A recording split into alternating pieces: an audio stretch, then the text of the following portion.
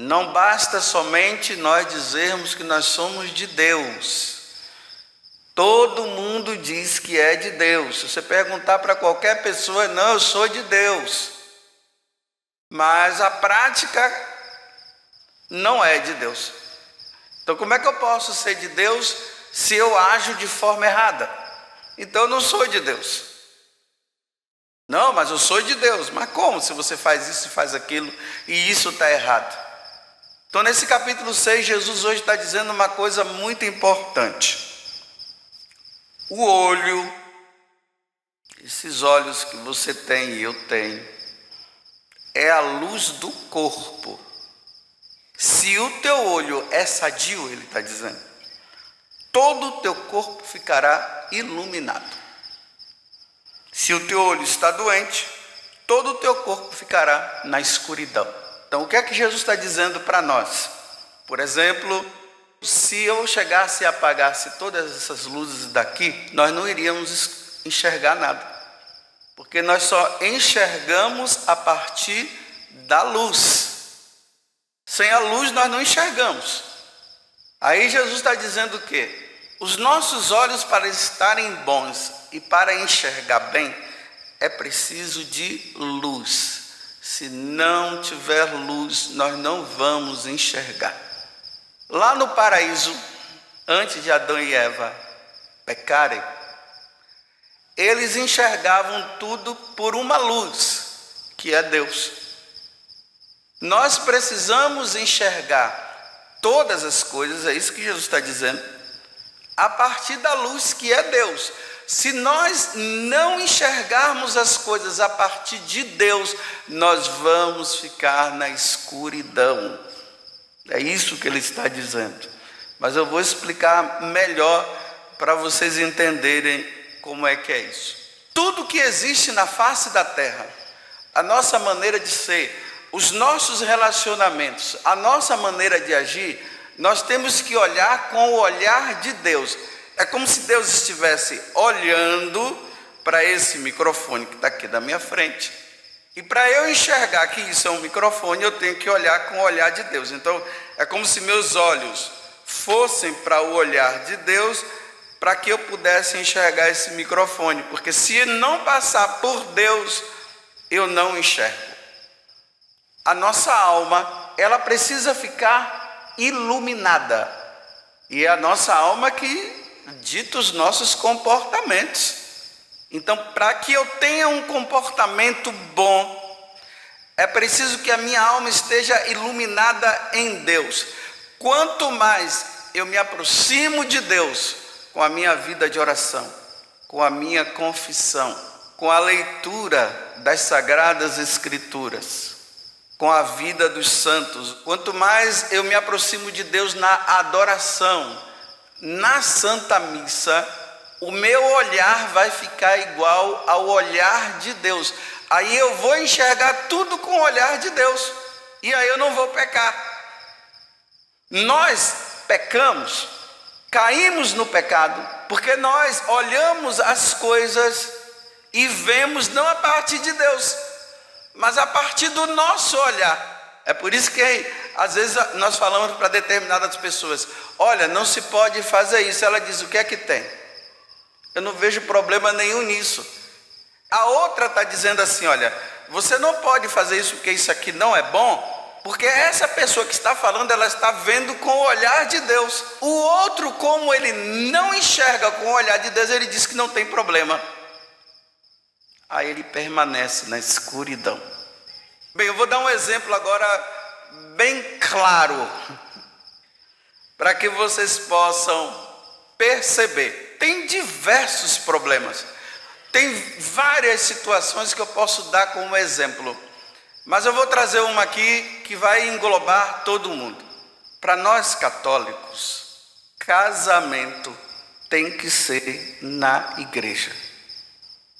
Para um homem e uma mulher passar a morar juntos, eles têm que ir no altar diante do sacerdote e jurar fidelidade um ao outro até a morte, na alegria e na tristeza, na saúde e na doença, por todos os dias da nossa vida, como diz lá.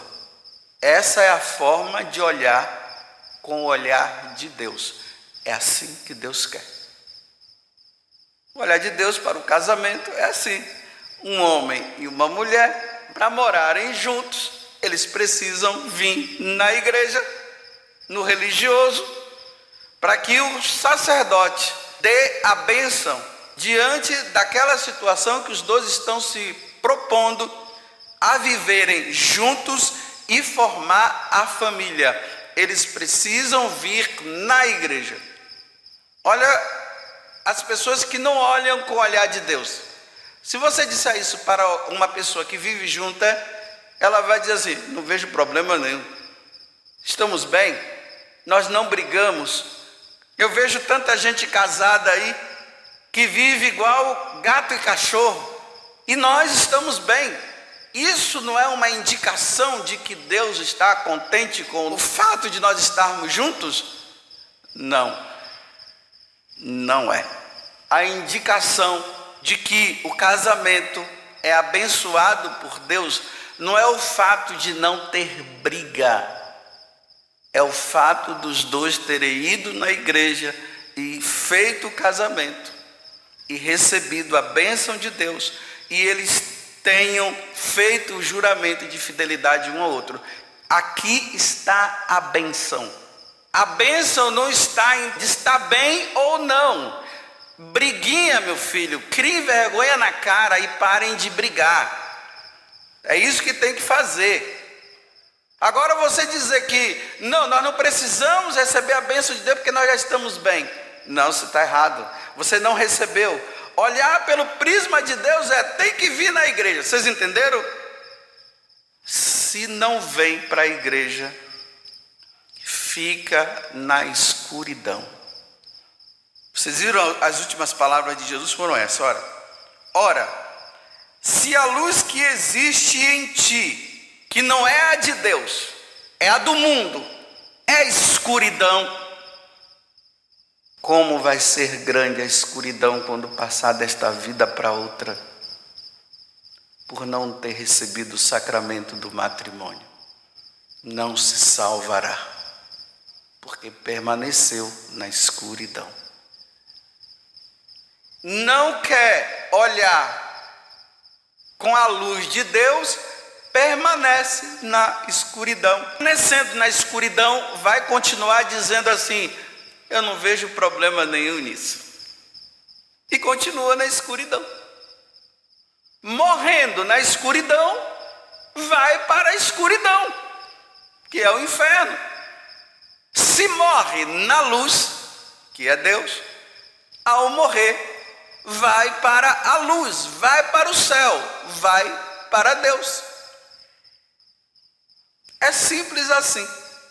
Aí tem aquelas pessoas que, em vez de resolver o problema, elas ficam enrolando, e não resolve o problema, enrola, e depois sabe o que é que vai acontecer? Ela vai se enrolar no chale da doida. Você sabe o que é a pessoa enrolada no chale da doida? Imagina um doido pegar você e enrolar ele no chale dele. Eu quero ver o que é que vai acontecer com você enrolado no chale dele. Você vai se enrolando no chale, vai se enrolando. Aí Deus te chama nessa condição errada, aí você não se salva. É simples assim. Geralmente quem vive assim são pessoas que não rezam direito, não procuram a verdade de Deus, não leem a Sagrada Escritura, não é muito de ir na igreja, não se confessam, fica na escuridão. E ao estar na escuridão, vai para a escuridão um dia. Você quer ver um outro exemplo que eu vou dar? Esse aqui o pessoal fica doido, porque eles ficam na escuridão e não querem entender. É tão simples. Nós somos regidos pelos mandamentos de Deus. Os mandamentos de Deus é a luz. Se você cumpre os mandamentos e eu também, nós vamos estar na luz. Nós vamos olhar as coisas a partir de Deus. O terceiro mandamento, que eu tenho agora falado muito, e eu preciso falar muito porque tem muita gente da ignorância. O terceiro mandamento é guardar os domingos e festas, ou seja, da igreja, né? Não é carnaval não, viu? As festas é da igreja, as solenidades da igreja. Por exemplo, ontem, né, que foi o dia de Corpus Christi, vocês viram que foi feriado. Foi feriado para quê? Para que todos os católicos possam participar desta celebração. Faltar essa celebração é pecado mortal. Falta o domingo nas missas. Agora eu vou abrir um parêntese. Com exceção. Olha a exceção. Mora lá na roça e não tem missa. Não tem como, né? A pessoa está doente. Não tem como para ela ir na missa. Aconteceu uma fatalidade. Na hora que ela estava indo para a missa, tudo bem. Fique na paz do Senhor. Essas exceções.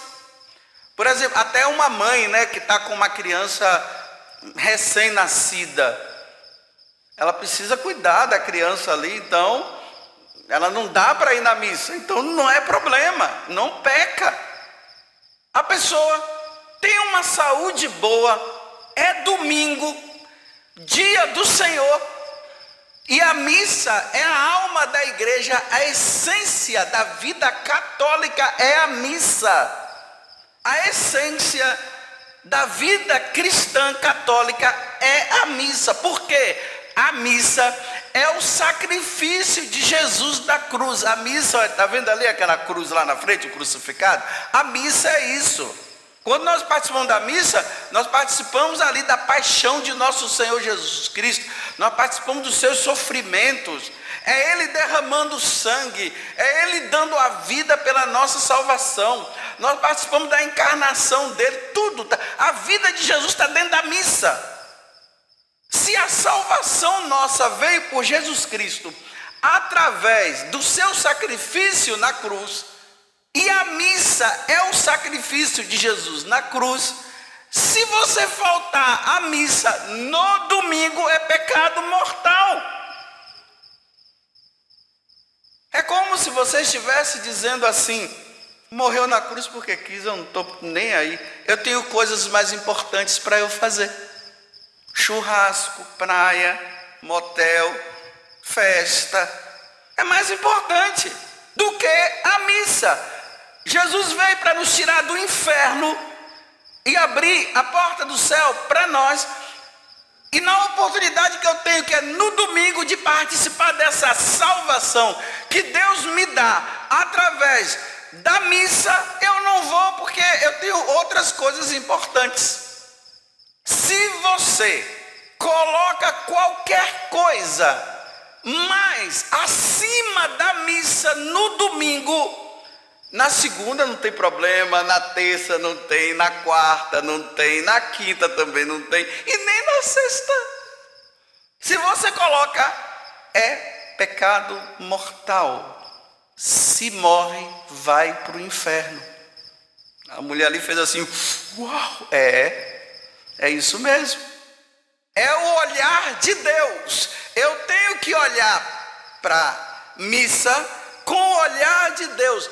Deus deu o Filho dele para morrer na cruz, pela minha salvação e pela tua, e eu não vou. Se eu não vou, eu estou dizendo para ele assim: olha, estou pouco me lixando. Aí depois quer ir para o céu? Não vai. Não vai. E se você quer saber se isso é verdade, então continue. E dizendo: não tem nada a ver. O padre José Augusto é muito radical. Não, radical são os mandamentos. Eu não queria que existissem os mandamentos. Se não existissem os mandamentos, eu ia ficar numa boa. Eu ia fazer o que eu quisesse. Mas tem os mandamentos que me impedem. Por amor a Deus, os mandamentos estão aí para que eu não faça. Aí depois, né? Aí aquela pessoa, olha bem, ela passou a vida toda, ia na missa de vez em quando, né?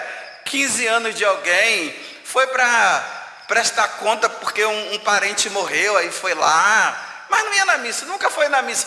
Aí quando morre, olha bem, olha a contradição, Quando morre, o pessoal quer trazer o corpo para a igreja. Para quê? Olha a contradição. A pessoa não rezava, vivia a vida de adultério, fazia um monte de coisa errada, ela não ia na missa, falava mal da igreja, falava mal dos padres. Aí na hora que morre, aí vem os parentes, né, traz o caixão, o terço na mão, nunca rezou. É um teatro isso. Aí chega ele, padre, agora faz a bênção. Que bênção, a alma já foi, já está diante de Deus, já prestou conta, já está no inferno. Aquela bênção não vai ter função nenhuma mais. Por quê? Porque ela morreu em pecado mortal. E as pessoas não querem compreender isso. Claro, não querem olhar com o olhar de Deus, querem olhar com o seu olhar. Eu vou dizer uma coisa para vocês, olha, no dia que eu morrer, eu, Padre José Augusto, se eu morrer declaradamente que eu morri em pecado mortal, de repente você sabe, né? Eu saí, cometi um erro lá, um pecado mortal, e eu morri em seguida. Se eu morrer em pecado mortal, não precisa celebrar missa para mim mais. Ninguém celebre missa. Joga lá no cemitério lá de qualquer, joga lá. Não precisa de missa, não precisa de exéquia, não precisa. Se eu morrer em pecado mortal, nada de missa para mim. Para vocês entenderem. Agora, se eu morrer sem pecado mortal, muitas missas, muitas, rezem, muitos terços à vontade, rezem mesmo, chama todos os bispos para rezar ali, porque eu não morri em pecado mortal. Mas se eu morrer em pecado mortal, não vai adiantar mais nada, conversa fiada. Se faltar a missa agora no domingo, problema teu, porque meu já não é mais, porque a luz que estava em vocês, que era trevas, agora foi iluminada com Deus. Agora vocês já sabem. Boa missa no próximo domingo para você.